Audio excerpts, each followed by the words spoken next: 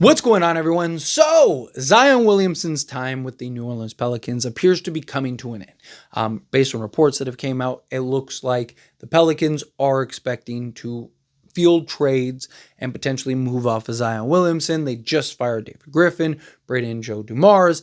Gotta imagine they're going to start looking to clean house. Gotta imagine they're going to start picking and choosing to go in a different direction.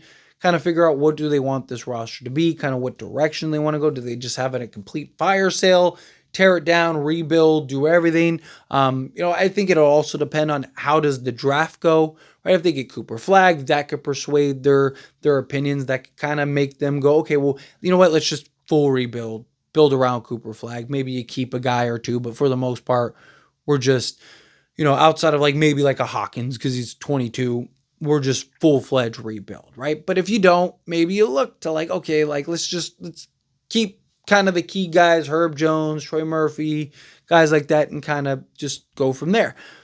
I am totally okay with the Pelicans trading Zion, and I think it's something that needs to happen, right? Obviously, if you're the Pelicans, it would suck if he gets traded, kind of gets his act together, gets healthy, gets right, and then ends up winning a championship or something.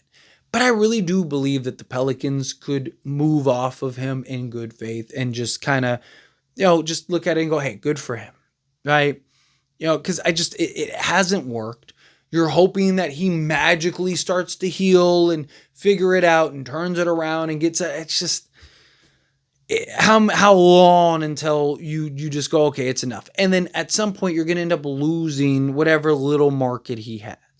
Yes, there's always that team out there that just they look at it and they feel like, you know what, we can do better, right?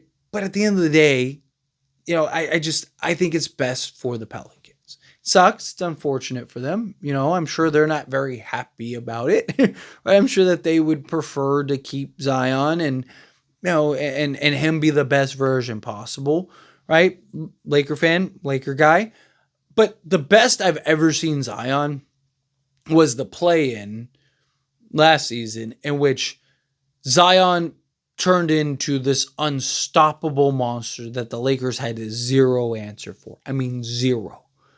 Right? That was the game where he scored 20 straight points for them or whatever it was and just literally was unstoppable. It's the only time I saw Zion essentially go, give me the ball and move out of my way. Right? And Lakers had zero answer. If Lakers weren't winning by a reasonable margin, that game could have went very bad, very fast for the Lakers. And you look at that version of Zion and you're just like, dude, this guy should be a top 5 player in the league, maybe even the best player. He has all the tools, literally all the tools to be one of the best players in the entire league, if not the best player in the entire league. But he can't stay healthy, he can't stay right. I do like that they had some success with him at the 3. That could be very important and impactful, especially if he can continue to get in shape and, continue to diet and kind of keep his weight in check a little bit here. All of a sudden you can kind of, if you can slot him in at the 3, slot him at the 4, small ball 5, now you just have that versatility if you're a team to really kind of, carve out different roles and versions of Zion.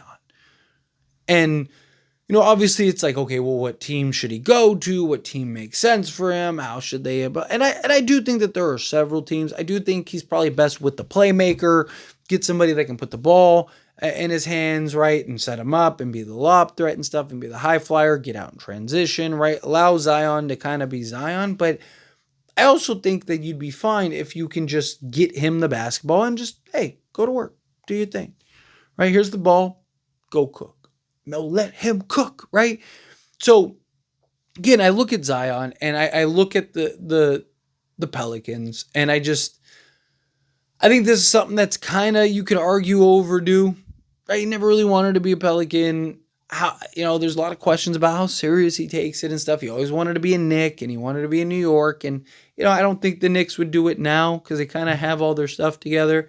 Although they haven't been as good as they look on paper. So, all of a sudden things change pretty quickly. But I just think if you're the Pelicans, I think you can rest easy. Right? If you trade him, I think you can like, hey, we turned over every rock. We tried everything we could. We did all that we can to try to like get the best version of him out of him and try to kind of, put this team in the best, you give the whole spiel, right?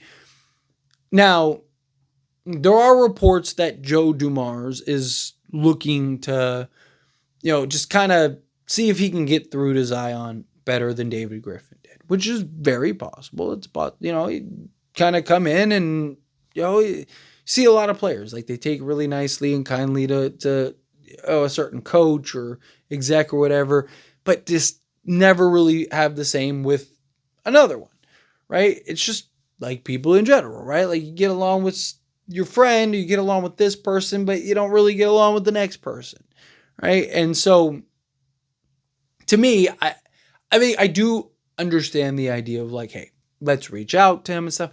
I just think you need to trade him.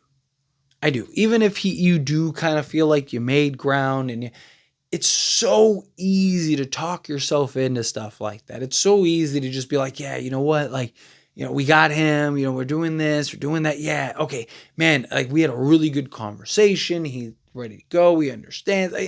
Just, you've done that. You've been there. You've had those talks. You've had the hard talks. You find him. You've done everything that you can in your power to get Zion to be the best version of Zion as possible for your team.